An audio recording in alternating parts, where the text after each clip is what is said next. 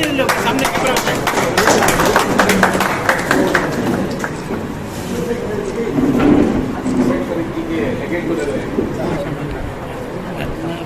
सामने आ जाओ।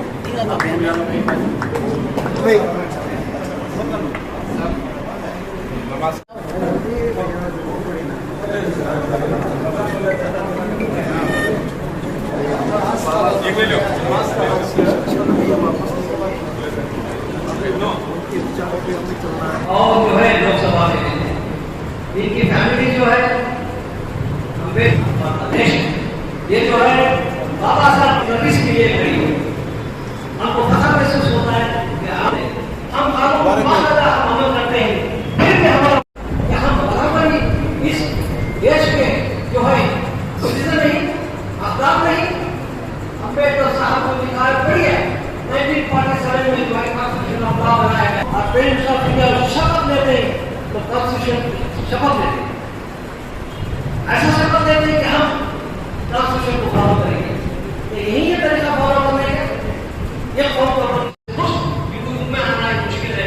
उन्होंने वर्ल्ड फेमस जनतलवार को खत्म करते हैं, आगे लोग बैठे हैं और हमारे तुम्हारे इस प्रोग्राम में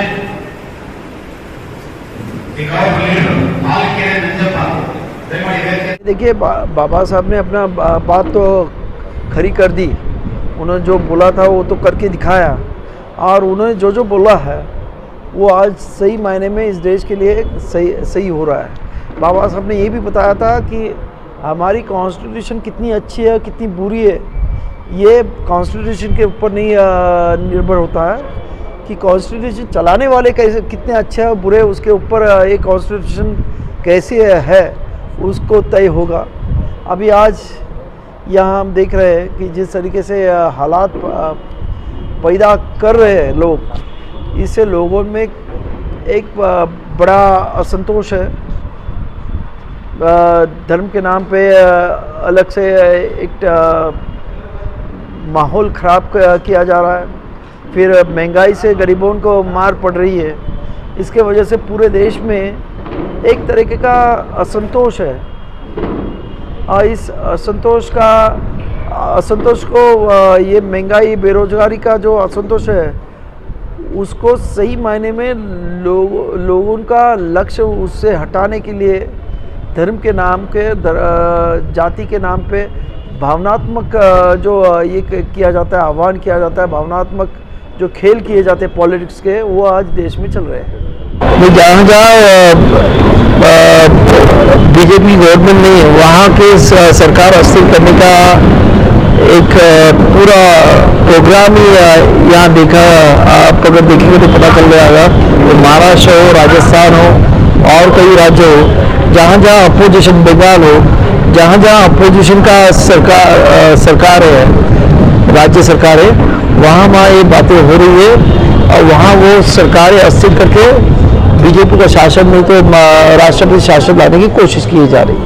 और रिजर्वेशन तो देखो, रिजर्वेशन का मसला तो ऐसा है कि रिजर्वेशन तो मिल रहा है मगर अभी ये सरकार क्या कर रही है, रिजर्वेशन कम करने के लिए जो सरकारी अफसर है में सरकारी कंपनियां है वो प्राइवेटाइज कर रही है और वो बहुत कम पैसे में बेचा जा रहा है।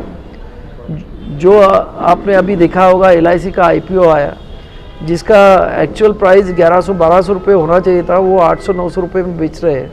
तो इस तरीके से सरकारी कंपनियां रद्दी भाव में बेची जा रही है। और हम लोग ने देखा होगा कि 2014 में जब ये नया शासन आया तब अंबानी की प्रॉपर्टी और आज के अंबानी की प्रॉपर्टी, आज वो वर्ल्ड का 5th रैंक का ये रिचेस्ट मैन हो गया है। तो ये जो हो रहा है तो ये सब पूरी साजिश है।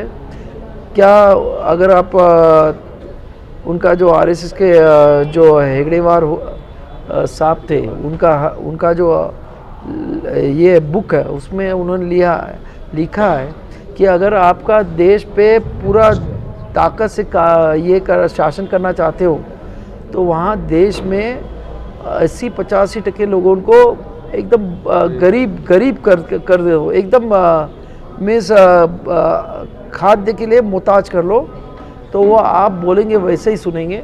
तो इस तरीके का ये देश का जो अभी आज के हालात है वो उस तरीके से हो रहे हैं। उसमें खाली आप ही नहीं, सभी लोगों को, मीन्स दलित है, ओबीसी है, सभी लोगों के हाल वो उस तरह करते रहे, मगर ये पता न चले जनरल पब्लिक को। इसके लिए वो धर्म का नाम ले रहे, धर्म के नाम पे वो कोशिश कर रहे हैं, ऐसा मेरा कहना है।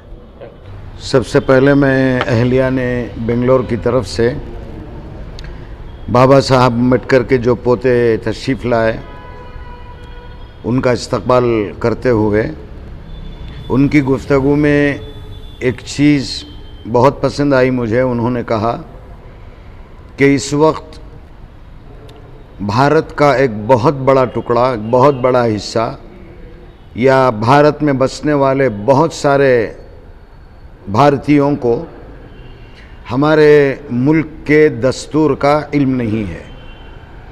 खुसूसियत के साथ जंग आज़ादी में उलमा का जो रोल रहा, उलमा जिन मदारिस से जुड़े रहे उनका भी बहुत बड़ा रोल रहा। तो आनंद राज जी ने एक बात बहुत अहम कही, हम सब लोगों को इसकी तरफ तवज्जो देनी चाहिए। ज़िम्मेदाराने मदारिस भी, बहुत माज़रत के साथ मैं ये कहना चाहूँगा, इस वक्त मुल्क के जो हालात हैं, इन हालात के पस मंज़र में निहायत ज़रूरी है भारत का हर शहरी भारत के दस्तूर को पढ़ना चाहिए, समझना चाहिए। और इसी तरह मदारिस की जो बात आनंद जी ने कही बहुत पसंद आई। इस सिलसिले में ज़िम्मेदाराने मदारिस से मैं भी बहुत अदब के साथ गुजारिश करूँगा कि हमारे अपने तलबा, जो नई नस्ल आने वाली है, नया जनरेशन जो आने वाला है, ये मालूम होना चाहिए कि हमारे मुल्क का दस्तूर क्या है। अभी करीब में आपने सुना होगा आइन बचाओ तहरीक, दस्तूर बचाओ तहरीक, देश बचाओ तहरीक। इन तहरीकों से बहुत बड़ा मजमा जुड़ा, काम भी हो रहा है, कोशिश भी हो रही है। बड़े बड़े लोग कोशिश कर रहे हैं कि हमारे मुल्क का दस्तूर बच जाए। उसी की तरफ एक कदम है आनंद जी ने जो बात कही कि मदारिस में भी हमारे अपने भारत के दस्तूर को पढ़ाना, समझाना और हमारे नए जहनों में उसे डालने की बहुत सख्त ज़रूरत है। हमने तो कभी डॉक्टर भीमराव अंबेडकर साहब को नहीं देखा, सुना है, और उनका जो है कॉन्स्टिट्यूशन ऑफ इंडिया पढ़ा है कॉलेज में। लेकिन आज जो है उनके जो ग्रैंडसन पोते, उनके साथ हम शिरकत करके काफ़ी अपने आप को खुशी महसूस करें और उनके चेहरे में हम अंबेडकर साहब का चेहरा देखा। डॉक्टर अंबेडकर साहब जो है भारत रत्न अवार्ड वाले, जवाहरलाल नेहरू साहब ने, हमारे प्राइम मिनिस्टर ऑफ इंडिया जो जवाहरलाल नेहरू, उस वक्त डॉक्टर भीमराव अंबेडकर साहब को symbol of knowledge in the world इतना बड़ा टाइटल दिए, क्योंकि कहीं डिग्री लिए थे वो, post graduation, MA, MSc, BL, ऐसे कई डिग्रियाँ हासिल करे थे और 7 से 9 ज़बानें वो जानते थे। एक काबिल-ए-दीद शख्सियत, उन्होंने जो है हमारा भारत का संविधान लिखा और उसी के बारे में यहाँ पर डिस्कस हुआ। काफ़ी लोगों को जो मुल्क के आइन के बारे में, संविधान के बारे में मालूमात नहीं है। संविधान में बाकायदा जो है इक्वलिटी और जो है freedom of rights, freedom of religious, freedom of speech, sovereignty, fraternity, liberty, सब कुछ आया है।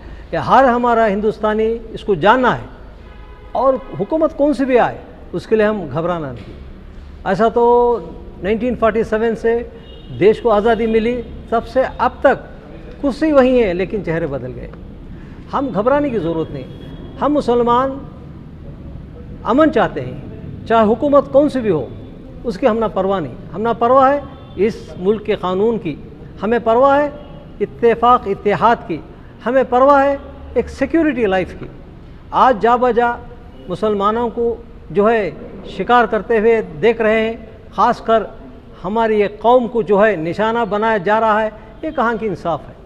अंबेडकर साहब ने लिखा है किताब में, कॉन्स्टिट्यूशन ऑफ इंडिया में बाकायदा लिखा है रिलीजियस ऑफ राइट, सबको हक है, सबको अपनी बोली बोलने का, अपनी ज़बान बोलने का और अपने रिलीजियस पर चलने का सबको इख्तियार है। हिंदुस्तान एक ऐसा देश है, यहाँ कहीं ज़ात पात के लोग रहते हैं, कहीं ईद और त्यौहार होते हैं, कभी मुसलमानों ने मदाखलत पैदा नहीं किया। हम गैर मुसलमानों के त्यौहार में भी शामिल हुए और हमारे जो रमज़ान में गैर मुसलमानों को भी दावत दी है। हम चाहते हैं कि इस मुल्क में अमन और शांति रहे। बस यही पैगाम के लिए आज जो है एक बहुत बड़ा इजलास हुआ और इसके बारे में रोशनी डाली।